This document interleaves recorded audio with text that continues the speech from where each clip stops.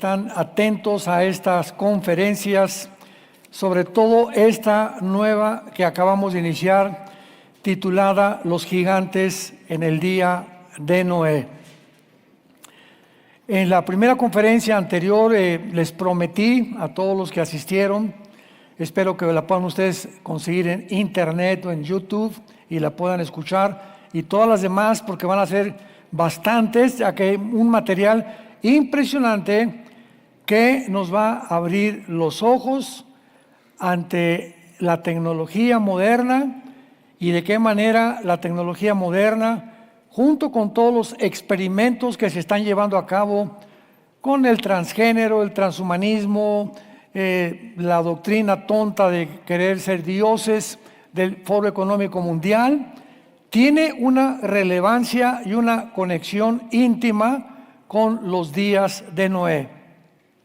En Mateo 24, 37 en adelante, Jesucristo dijo que como en los días de Noé, o sea, Jesús escoge una generación del pasado para compararla con la última generación que posiblemente seamos nosotros. Entonces, si Jesús nos está diciendo que en los días de Noé había ciertas características importantes que se van a repetir casi 4.500 años después, pues qué importante es que escudriñemos las Escrituras, que investiguemos, que analicemos la arqueología, que analicemos la antropología, que estemos atentos a la genética, a la biología, a las leyes de la física, la termodinámica, porque todo lo que en el siglo XXI, 20 y 21 más bien, alcanzó el ser humano, tiene una conexión con los días de Noé. Así que esto es la razón por la cual tenemos que profundizar. Vamos rápidamente al capítulo 6 del libro del Génesis, porque muchos de ustedes les voy a dar una introducción nada más de 5 minutos para que puedan ustedes integrarse al desarrollo de la continuación de la primera parte. Dice en Génesis capítulo 6, versículo del 1 al 4, uno de los pasajes más controversiales que han habido, que han y seguirán siendo a través del estudio de la teología. Un pasaje que se ha prestado a controversias, a debates físicos, tecnológicos, genéticos también, etcétera, etcétera, por desconocer las entidades del mundo espiritual. Cuando ya estudiamos en serio la Biblia, sobre todo en las características de Jailel, que es el nombre hebreo para Lucifer, en Isaías 14, del 12 al 14, vamos a descubrir que este personaje llamado Lucifer o Satanás, Satanás no es su nombre, Satanás significa el enemigo, para que lo apuntes. Entonces su nombre es Jailel en el hebreo, que es Lucifer. Y diablo tampoco es su nombre, es acusador. La palabra diablo, diabolos, significa el que acusa a los hermanos. Muy bien. Entonces, cuando estudiamos la Biblia, vemos a las profundidades que esta entidad espiritual, o sea, satánica, puede hacer. Él puede, por ejemplo, materializar la energía. Él puede hacer que un objeto comience a levitarse o levitar a una persona. Puede hacer que a una estatua le comience a sangrar los ojos. Puede hacer a una persona que vuele también. Puede cambiar de forma. Puede alterar la materia y materializar la energía. Entonces, cuando el ser humano desconoce estos fenómenos que aparentemente le llaman, no, Dios se apareció en un árbol con la forma de una virgencita, o a esa estatua le comenzó a salir sangre, y el ser humano corre a adorar eso que no tiene explicación para él, por ignorar la Biblia, pues le atribuye todo lo milagroso a Dios. La Biblia nos muestra que no es así. Entonces, ¿qué se necesita para poder distinguir entre el bien y entre el mal? Entre lo que es de Dios y lo que es de su enemigo, que tiene cualidades, características, talentos impresionantes, una sabiduría como ninguna criatura de todas las que Dios ha creado la tiene comparada con Lucifer. En Ezequiel 28 dice la Biblia que él fue lleno de sabiduría y que no había nadie tan grande, tan poderoso, que tampoco ocupara la posición de querubín, porque los querubines es la posición más alta en el rango de las jerarquías divinas. Los serafines están arriba de Dios y los ángeles, la palabra angelus, malak en el hebreo, significan enviados o mensajeros. Entonces no confundamos ángeles con querubines ni con serafines. Son tres entidades completamente diferentes, con funciones diferentes también. Y de la misma manera, el reino y la organización satánica, Efesios 6:12, no tenemos lucha contra sangre y carne, sino contra principados, contra gobernadores de las tinieblas, potestades y huestes espirituales de maldad. Entonces, Lucifer es la cabeza. Después de él siguen los principados, los ángeles caídos, cuya función es controlar las naciones, como lo explica Daniel capítulo 10, que ya lo hemos visto. Después los gobernadores de las tinieblas, hagan de cuenta como si fuera una república. Aquí en México hay el presidente, los estados, un gobernador en cada estado. Los estados tienen, por ejemplo, el estado de México es el que más municipios tiene. Entonces, cada municipio, cada gobierno y cada nación tienen asignadas entidades espirituales enviadas por Lucifer para controlar a los seres humanos, para poder infiltrarse hasta donde puedan en toda la sociedad y corromper principalmente el sexo, corromper la genética a través del sexo, como lo vamos a ver con más detalles.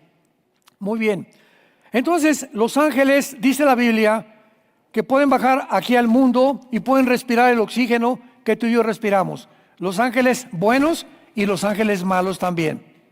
No así los demonios. Los demonios no son los ángeles caídos. Los ángeles caídos no se pueden meter a una persona. Los demonios son los que hacen el trabajo sucio. Son los soldados rasos. La palabra huestes espirituales de maldad que se aplica en Efesios 6:12. Entonces los ángeles pueden transformarse como seres humanos. Los demonios no. Los demonios, sus cuerpos ya los perdieron para siempre. Y por ello los demonios buscan, dice el mismo Jesucristo en el Evangelio de Lucas, buscan entrar a animales o a personas para descansar. Imaginémoslo nada más. O sea, sufren tanto sin cuerpos, son como le llaman en México, almas en pena. O ahí viene la llorona. No es la llorona, son los ángeles que pueden imitar voces también de seres humanos. Entonces los demonios no se pueden aparecer. Los demonios entran y pueden entrar un ser humano, animales y cambiarlos. Los ángeles no. Los ángeles pueden comer como nosotros porque tienen cuerpos y los cambian de ángeles de la forma que tienen en forma física. Pueden adquirir forma física. Hebreos 13:2. No se olviden de la hospitalidad porque muchos hospedaron ángeles sin saberlo. En fin, hay cantidad de situaciones que la Biblia nos menciona. Otro pasaje importante es Génesis 18. En Génesis 18 está Abraham ahí sentado en un árbol, en un guamúchil o quién sabe qué tipo de árbol era, y de repente se aparece Dios con dos ángeles. Dios con dos ángeles. Y se acercan a Abraham y los tres, Dios en forma humana. Me imagino que en esta forma también estaba en el huerto del Edén, que Adán y Eva podían platicar con Dios, podían tener compañerismo con Dios en el huerto del Edén. Estaba en forma humana Dios, Él puede también transformarse, pero ya su esencia nadie lo puede ver como Él realmente es. Cuando bajan al mundo, toman forma humana porque era imposible que pudiéramos verlo en su esencia original, como Cristo. Cristo dijo: el que me ha visto a mí, ha visto a Dios. Juan capítulo 14. Entonces estábamos viendo físicamente a Jesús, pero era Dios al que estaban viendo los discípulos en forma humana, no en la esencia divina en la que Él estuvo. Aunque era divino Jesucristo, la forma de Dios allá en el cielo es diferente a la de nosotros, desde luego. Esto es muy importante. Entonces llega Dios con los ángeles y le dice a Abraham, a Sara: oye, prepárate ahí por un molito de Oaxaca o algo que encuentres, porque vamos a darles de comer. La cuestión es, para no hacerlo tan largo, que se sienta a comer Dios y los ángeles, leche y la comida o el cabrito que Abraham les dio. En otras palabras, ¿que acaso los ángeles tienen el sistema digestivo que tenemos nosotros? ¿Tendrán la garganta y las muelas y la tráquea y la faringe que tenemos nosotros? ¿Las cuerdas vocales y los oídos que tenemos nosotros? En su estado original, no. Porque en el estado original de nosotros estamos limitados por el espacio y el tiempo. Pero ellos, como no tienen limitación en el espacio y en el tiempo, aterrizan en la tierra y cambian de forma como seres humanos, y pueden comer y pueden beber lo que bebemos y comemos sin que su naturaleza sea cambiada o alterada de ninguna forma. Y finalmente, otro ejemplo, en Éxodo capítulo 7, llega Moisés y Aarón con Faraón, el rey de Egipto. Y entonces se acerca Moisés y Aarón y avientan la vara y se convierta en una serpiente. Está en Éxodo capítulo 7.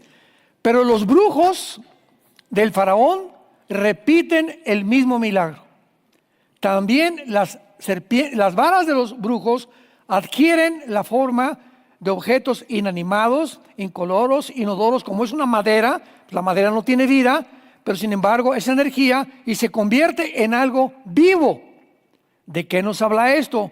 Que Satanás también tiene poder para materializar la energía. Y finalmente podríamos dar el ejemplo de los famosos ovnis, ¿verdad? Que ya después voy a hablar en esta serie más adelante de ello. Los ovnis son materializaciones de la energía satánica, tratando de influir a los seres humanos, haciéndoles creer: aquí estamos vigilándonos, vamos algún día a aterrizar, pero cuando desaparezcan millones de personas en el rapto, tendrán una explicación: nos los llevamos nosotros. Todo está preparado y lo único que necesitamos es conectar los eventos uno con otro, pasajes de la Biblia unos con otros, para que podamos tener un plano completamente diferente. Muy bien, entonces en este pasaje encontramos algo muy raro, aparentemente, hasta que se descubrió el ADN. Veamos qué dice así: cuando comenzaron los hombres a multiplicarse sobre la faz de la tierra, y les nacieron hijas, que viendo los hijos de Dios, vean este término, hijos de Dios, es diferente a hijas de los hombres y a hijos de los hombres. Aquí hay un término diferente que vamos a ver a continuación. Viendo los hijos de Dios que las hijas de los hombres eran hermosas, tomaron para sí mujeres, escogiendo entre todas. Y dijo Jehová: no contenderá mi espíritu con el hombre para siempre, porque ciertamente él es carne, mas serán sus días 120 años. Había gigantes en la tierra en aquellos días, y también después que se llegaron, o sea, la palabra llegaron es la palabra hebrea boguel, con B grande y W, boguel. Se llegaron a los hijos de Dios, a las hijas de los hombres, y les engendraron hijos. Fueron los valientes que desde la antigüedad fueron varones de renombre. Muy bien. Aquí vemos algo, que bajaron ángeles caídos del cielo, los hombres comenzaron a multiplicarse y los ángeles caídos tomaron de alguna forma o cuerpos humanos o figuras de varones y se mezclaron con las mujeres humanas. Y de esta mezcla entre estos ángeles y estas mujeres nació una raza híbrida. Nacieron los gigantes, que es la palabra hebrea Nefilim. Nefilim, ahí ponle en tu Biblia a gigantes Nepilim con PH. La palabra Nefilim en el hebreo viene de la raíz napal con PH también intermedia, que significa los que caen o los que se azotan. Y la palabra Nefilim o gigantes significa los caídos. Y sabemos que los únicos que han caído del cielo a la tierra han sido los ángeles caídos de Satanás. Muy bien. Una vez que vemos esto, que es una evidencia que durante toda la Biblia se confirma, la pregunta es la siguiente: ¿de qué manera pudieron los ángeles caídos tener un ADN para que pudieran embarazar a una mujer humana? La mujer tiene cromosomas XX, nosotros tenemos cromosomas XY. ¿Qué cromosomas tienen los ángeles? Porque cuando se juntaron con las mujeres, no le comunicaron a las mujeres humanas, aunque tenían forma humana, el ADN humano, porque no eran humanos, eran ángeles. Entonces, el ADN que implantaron o fertilizaron el óvulo de las mujeres humanas era un ADN contrario a la naturaleza, contrario a natura, que iba en contra de las leyes de Dios, porque Dios en Génesis 1, del 11 al 12, prohíbe la mezcla de semillas. Y la genética pues ha progresado mucho, y en 1954 se descubrió que realmente había en todas las billones de células que tiene el cuerpo humano, en cada célula del cuerpo humano, en cada célula de los billones, no millones, billones que tenemos, está implantada en cada célula de tu cuerpo un código genético hereditario. Y en ese código genético hereditario se le llama la molécula del ADN, o químicamente el ácido desoxirribonucleico, como le llaman en la química. Entonces, este código genético que yo tengo y que tú tienes, viene toda la herencia de mi mamá, primero mi mamá, mi abuela, tatarabuela, bisabuela, hasta los tiempos de Adán. Y por el otro lado, del lado de mi papá, traigo la herencia de mi papá, de mi abuelo, bisabuelo, tatarabuelo, bisquitaratiti, cocotitea, tatarabuelo, hasta los tiempos de Adán. Entonces tú y yo somos el compuesto de dos generaciones. Traemos herencia materna y traemos herencia paterna. Traemos defectos maternos y defectos paternos, cualidades maternas y cualidades paternos también. Traemos de las dos cosas. Entonces el ser humano es un ser humano mezclado, ¿verdad?, con el cromosoma Y del varón, el XX de la mujer, se junta el cromosoma de mi papá con el de mi mamá, se forma un cigote, y ahí, en el momento de la fertilización, en el momento, no un día después, ni 5 días después, ni un mes después, en el momento de la fertilización, Salmo 139, somos seres humanos. En ese momento estamos todo el material compuesto del ADN. Toda la herencia la traigo ya de mi papá y toda de mi mamá. Y de ahí en adelante se forma el cigote y se comienza a desarrollar todo. Tú vas a hacer páncreas, tú vas a hacer hígado, tú vas a hacer estómago, tú vas a hacer piel, tú vas a hacer huesos, tú vas a hacer lengua, etcétera, etcétera.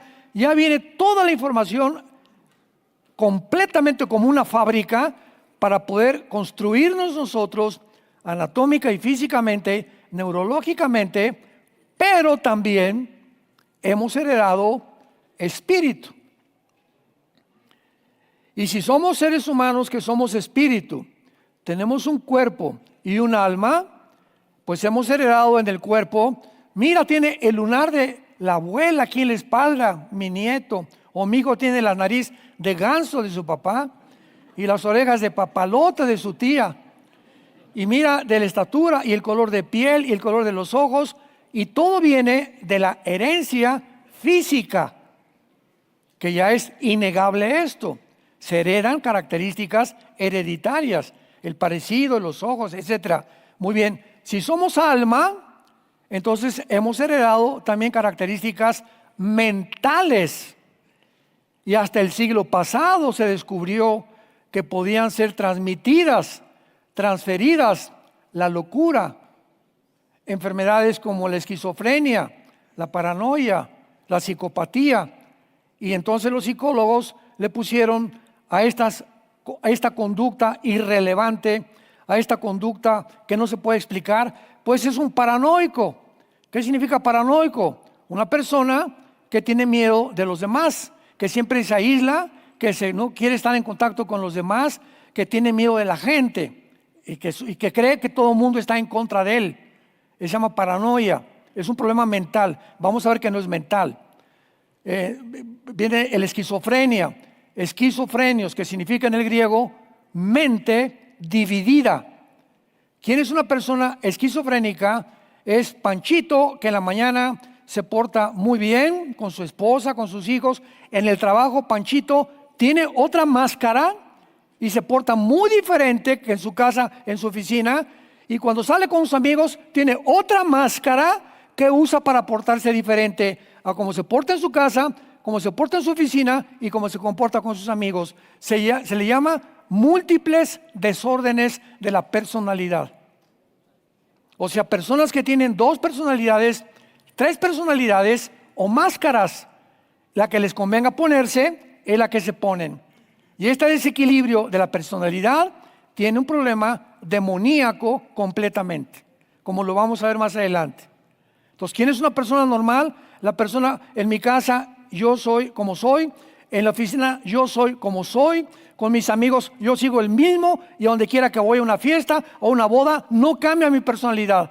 Yo sigo siendo el mismo. No tengo ganas, ni quiero actuar, ni cambiar mi persona. Soy una persona normal. Es lo que Cristo quiere buscar en cada uno de sus hijos. Que actuemos sin máscaras. Ahí viene la palabra hipócrita. La palabra hipócrita en el griego significa actor. ¿Quién es un actor? Alguien que se pone una máscara para desempeñar un papel, ¿verdad?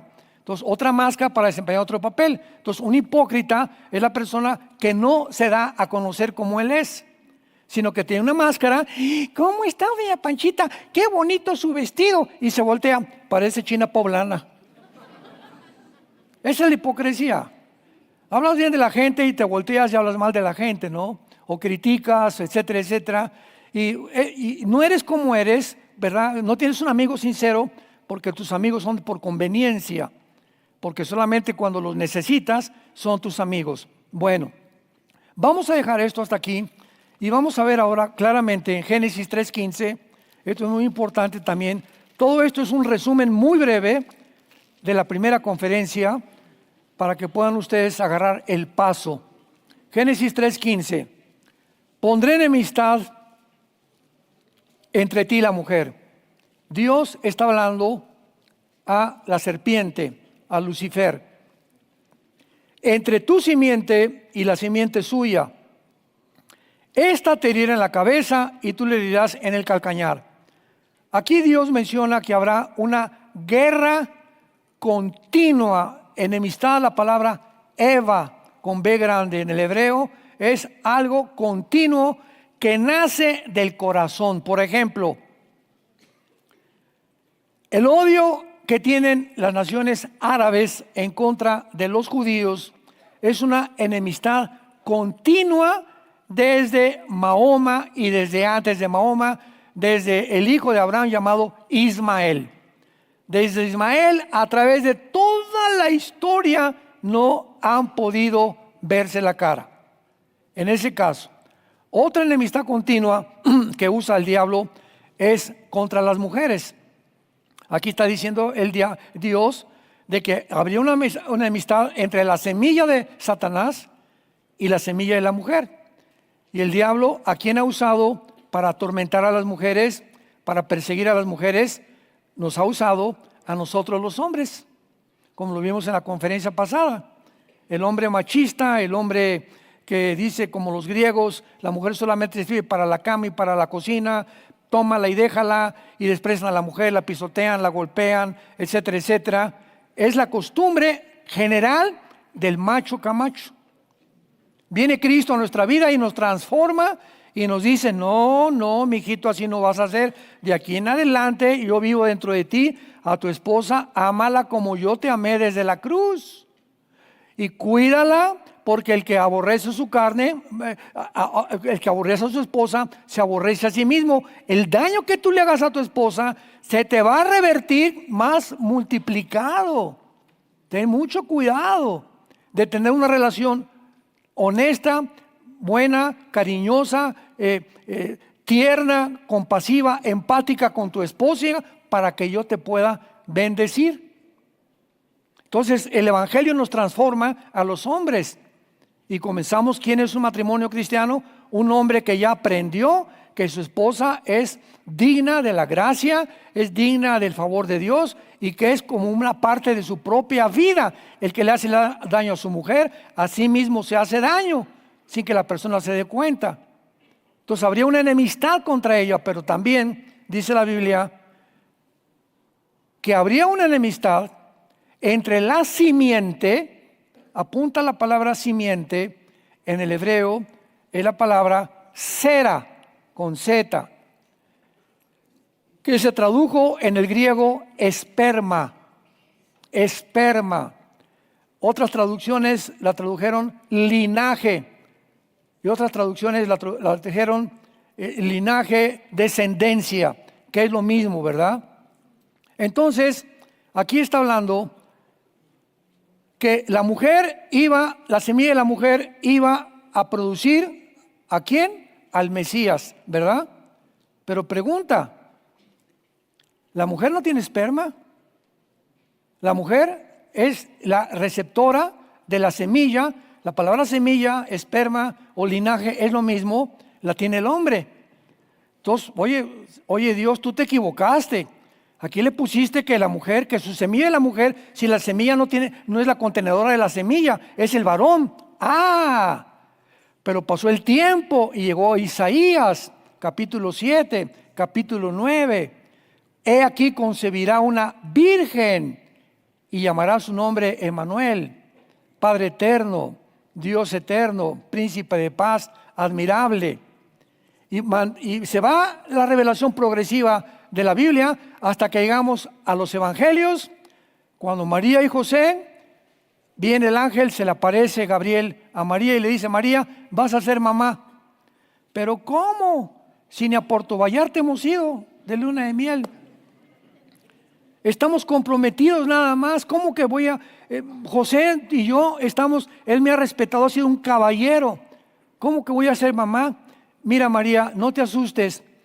Tú vas a engendrar a un ser, pero ese ser que tú vas a engendrar no va a ser el resultado de la unión del cromosoma Y de José. Todos los hombres tenemos el cromosoma Y, sino va a ser el cromosoma Y que el Espíritu Santo va a fertilizar tu óvulo para que el santo ser que nazca no nazca con la herencia sanguínea del pecado, como todos nosotros lo hemos heredado por naturaleza, porque la paga del pecado es la muerte, por cuanto todos pecamos y todos fuimos alejados de la gracia de Dios. Romanos 6:23.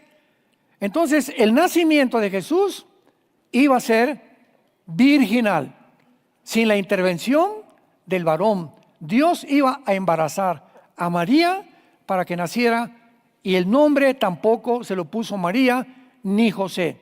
El ángel le dijo a María: le van a poner por nombre el que Dios le escogió, y su nombre es Yeshua, que se traduce Jesús, y que en el latín es el Salvatore o el Salvador. Así que esto es muy importante para que entendamos esta profecía. No era la simiente de la mujer, pero esa simiente no vendría del hombre, vendría de Dios. Por eso se profetizó que el nacimiento, la encarnación, tenía que ser divina, de la obra de Dios. Pero una pregunta: si así como María iba a traer al Mesías de una forma virginal, ¿es posible que Satanás también tenga esperma?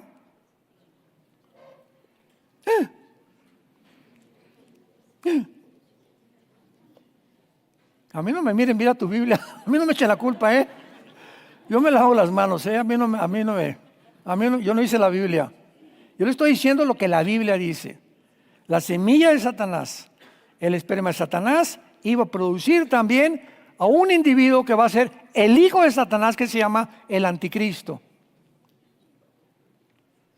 Y la semilla de la mujer iba a producir un hombre que sería el Mesías, que él golpearía en la cabeza y destruiría a la semilla de Satanás y a Satanás su papá, que es Satanás. Segunda de Tesalonicenses capítulo 2, cuando venga Cristo con el resplandor de su venida, matará al anticristo. Entonces, cuando comenzamos a ver estas cosas, antes del siglo XX, pues la genética, ¿qué había de la genética? ¿Qué se conocía de la genética? Pues teníamos a Gregorio Mendel, que era un hombre que hizo experimentos con chícharos y mezcló chícharos para descubrir que los chícharos transmitían o transferían las características, si era verde, el otro chícharo con la semilla era verde también, y él descubrió la transferencia de la herencia, que algo se transmite del hombre a los hijos a los nietos, etcétera, etcétera, el perro a los perritos, los leones a los leones, las jirafas a los jirafas. Hay algo en todos nosotros que se transmite de acuerdo a el ADN. Entonces, un perro no se puede cruzar con una gata. Un chivo no se puede cruzar con una borrega. Un caballo no se puede cruzar con una burra, porque si lo hacen, hace una mula híbrida. ¿Por qué? Porque están violando las leyes de la genética de Dios. Todas las cosas serán conforme a su género, a su especie y a su semilla. La semilla de la uva tiene características nutricionales, elementales, minerales, que no tiene la semilla de la naranja, que no tiene la semilla del chabacano, que no tiene la semilla de la manzana. Todas las frutas en cada semilla determinan las características del ADN. Y una semilla de la manzana no la mezclas con una semilla de la naranja, porque son dos ADN completamente diferentes. Así que cuando vemos nosotros que hasta ahorita, como lo podemos ver, una mezcla de un ADN de espíritus o entidades espirituales con mujeres humanas, es lógico que el resultado hayan sido gigantes con 12 dedos en las manos y 12 dedos en los pies, que poblaron el mundo durante más de 1000 años, porque el último en acabar los gigantes fue el rey David. En 2 Samuel capítulo 21 lo vamos a ver más adelante.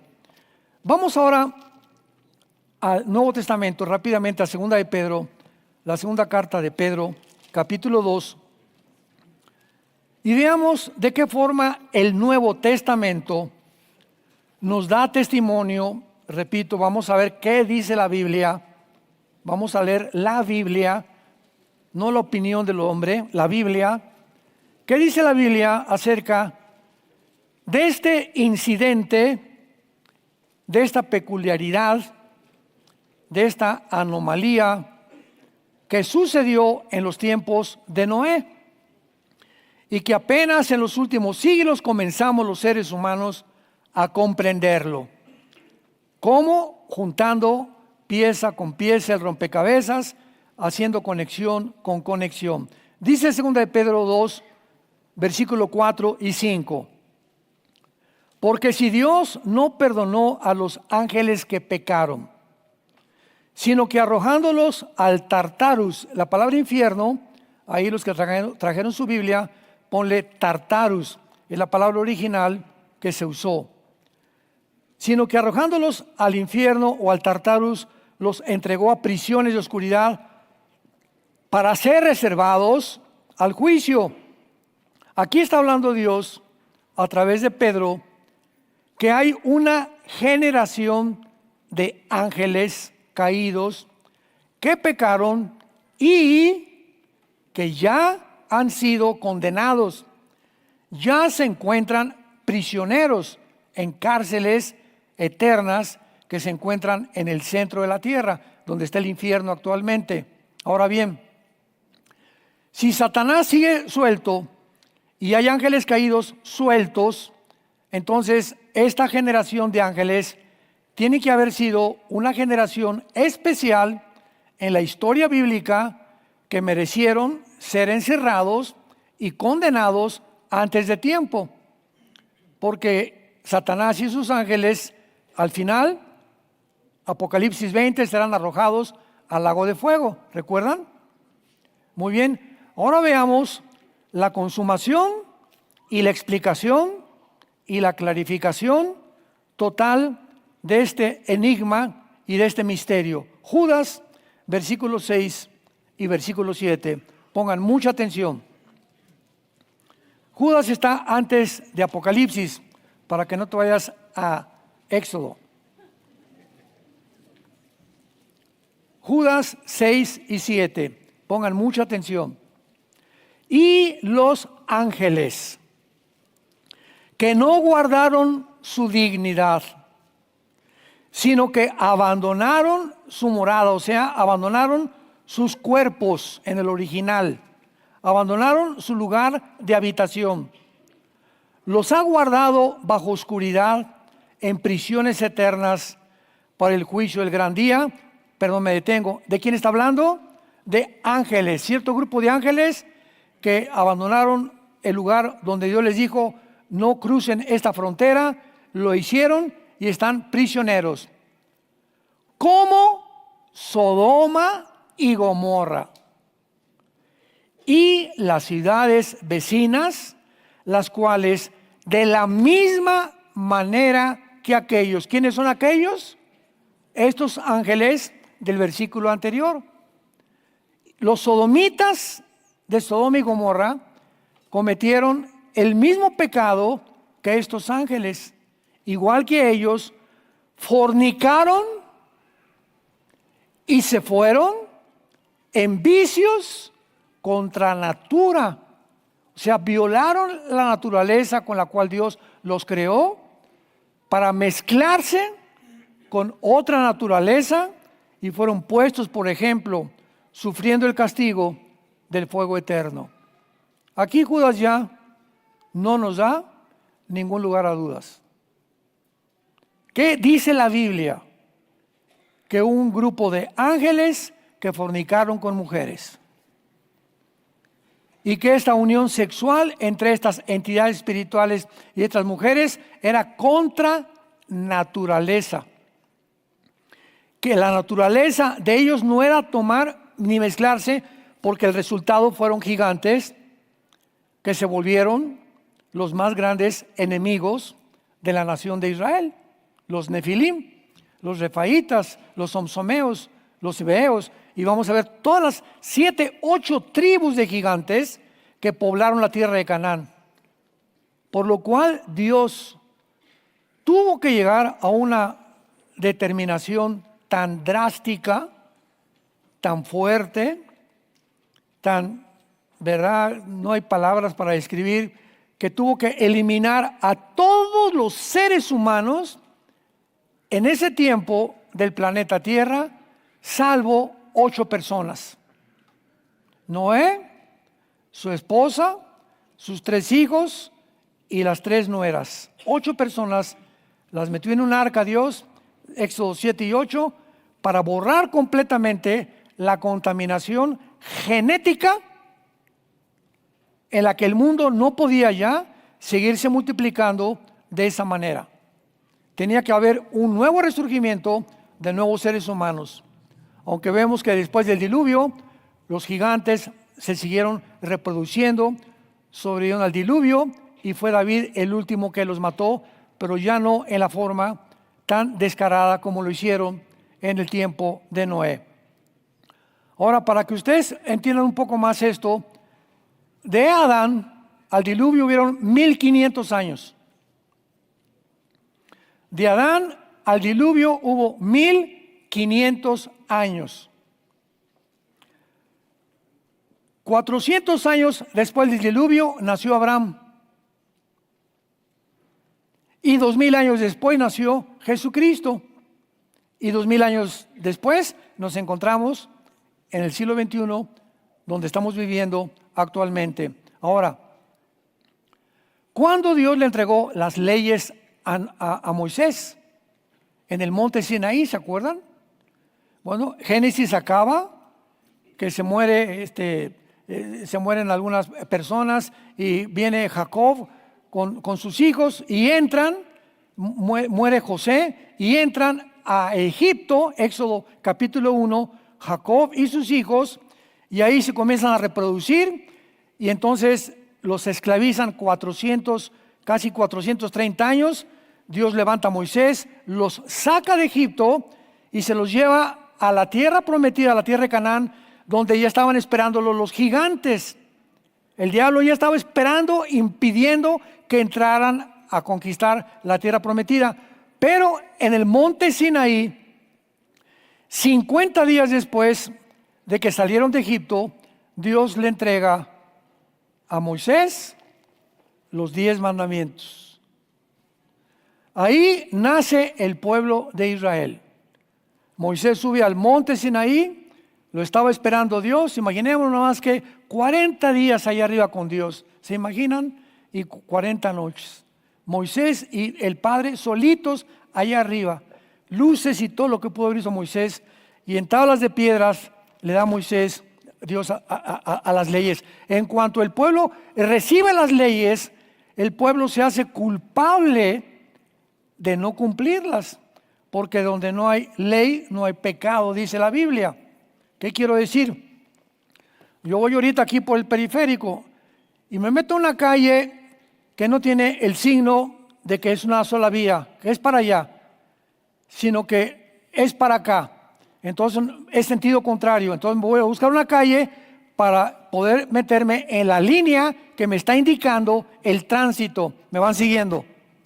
Pero si al otro día llego yo y esa calle tiene otra línea donde ya es doble tránsito, entonces ya puedo circular también en el sentido que el día anterior era contrario a la ley. ¿Qué fue lo que hizo cambiar mi actitud? La ley. La ley es para obedecerla. Si me para en la calle una persona me dice, párate, y no trae el uniforme de policía, no le hago caso. Pero si me para alguien con el uniforme de policía, ¿qué es lo que yo respeto? El uniforme, lo que él representa la ley. Entonces le hago caso porque él tiene delegada la ley para parar y detener autos, y yo le hago caso al policía. Entonces, cuando la gente no tiene ley, no es culpable de la ley, aunque siguen pecando. Y en ese momento, el pueblo de Israel se hace culpable de todo aquello que ellos tenían obligación de cumplir bajo la ley, de lo cual nos libró Cristo con su muerte, pero es otra doctrina, y resurrección. Esto es muy importante para que podamos entender eso. Ahora, vayamos rápidamente al libro de Ezequiel, capítulo 16, y veamos otras características de Sodoma y de Gomorra que nos menciona el profeta Ezequiel. Ezequiel, capítulo 16, versículo 48 al 50. Dice así: vivo yo, dice Jehová el Señor, que Sodoma, tu hermana, y sus hijas no han hecho como hiciste tú y tus hijas. Pongan atención, veamos los pecados. He aquí, esta fue la maldad de Sodoma. Número 1, soberbia. Número 1, soberbia. ¿Cómo cayó Satanás? Ezequiel 28, se llenó de soberbia. ¿Cuándo el hombre peca contra Dios? Cuando se ensoberbece y se cree Dios. Yo no necesito la Biblia, no necesito leyes, no necesito mandamientos. Yo soy Dios. ¿Por qué actúas así? Por la soberbia que llena tu corazón. Te has convertido en un Dios. Entonces siempre comienza cuando se nos infla el corazón, nos creemos superiores a los demás, creemos que podemos vivir, tener un matrimonio, educar hijos, trabajar, sin tomar en cuenta a Dios.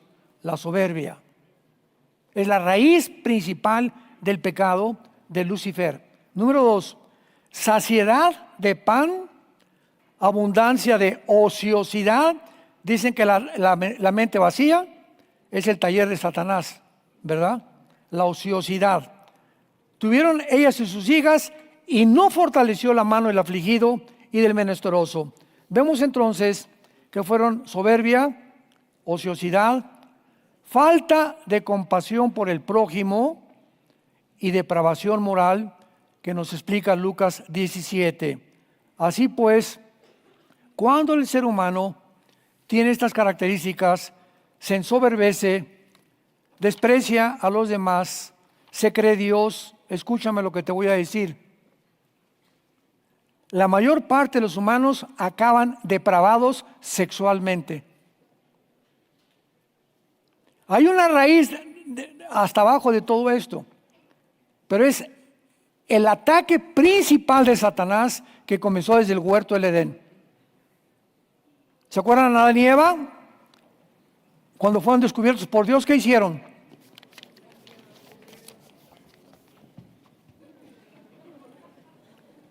Lo primero que taparon fue sus órganos sexuales. ¿Por qué? ¿Por qué fue lo primero que cubrieron? ¿Qué había pasado o qué pasó tan misterioso, verdad? Que lo primero que protegieron ellos fue eso. O sea, como cuando tú pecas, ¿qué es lo primero que ocultas? Tu pecado. Si te robas, lo primero que ocultas es el dinero. Ocultas que la gente sepa qué fue lo que hiciste. Y ellos fue lo primero que hicieron, ocultaron su sexualidad. Y vemos nosotros claramente, ¿verdad?, que en este pasaje que acabamos de leer es la soberbia del ser humano. Eva se ensoberbeció, ¿no? Dios, me dijiste que no haga caso y que obedezca tus leyes. Le hizo más caso a la serpiente, a Nahasham en el hebreo, que es un ser, no era serpiente, era un ser resplandeciente. En el hebreo no dice serpiente, pero no era serpiente, no es una víbora, vaya, no era una culebra, como la pintan en un árbol enrollada, hablándole a Eva. ¡Ay, Eva! No era una serpiente literal. Pero veamos esto con más claridad para terminar en el libro de Romanos capítulo 1. Ya el apóstol Pablo nos da una explicación clarísima acerca de por qué a través de toda la historia ha corrido este pecado en la humanidad, y llegaremos a la época que estamos viviendo, donde ahora es el transgénero. O sea, yo no soy hombre, soy mujer, no, yo no soy mujer, soy hombre. La depravación moral, bestialismo, homosexualismo, lesbianismo, tráfico de niños, pedofilia, que ya están la ONU a punto de establecerla, legislarla. Ahora ya se está pensando en el 2026 que realmente estamos en un punto tan, como decía el famoso politólogo Agustín Laje, somos una generación de idiotas, así le llamó su nombre él, la generación idiota.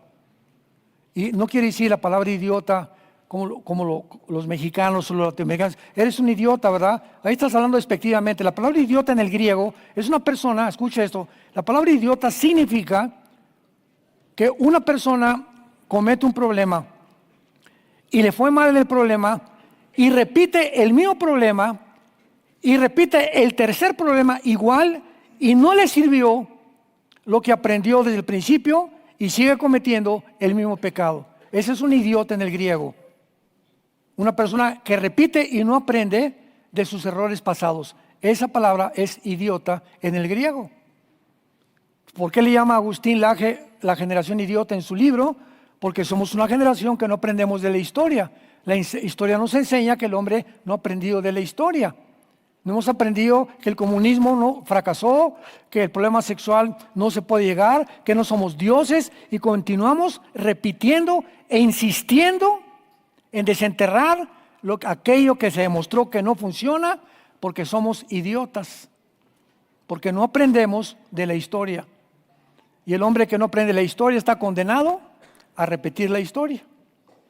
Entonces, esto para que no se asusten, peores groserías oyen allá afuera. Dice Romanos capítulo 1, versículo 21. Bien, ya para terminar, ¿cómo resume Pablo esto? Romanos 1, 21. Pues habiendo conocido a Dios, no le glorificaron como a Dios, ni le dieron gracias, sino que se envanecieron, ahí está la soberbia, se les infló la cabeza, sus razonamientos, y aquí abajo su corazón se oscureció, fue entenebrecido.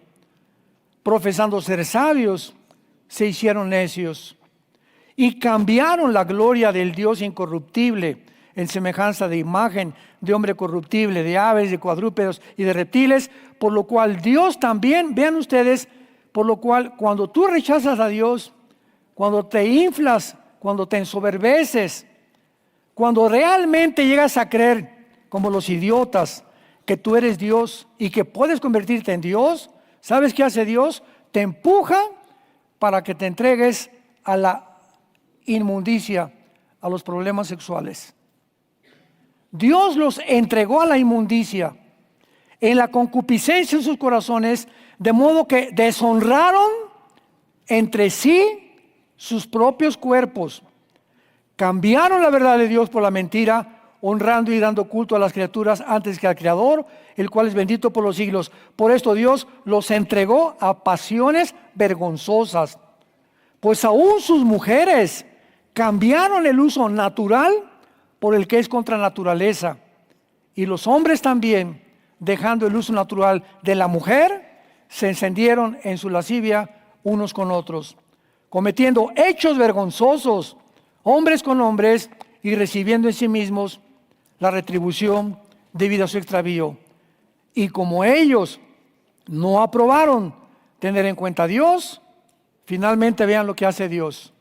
Dios los entrega a una mente reprobada.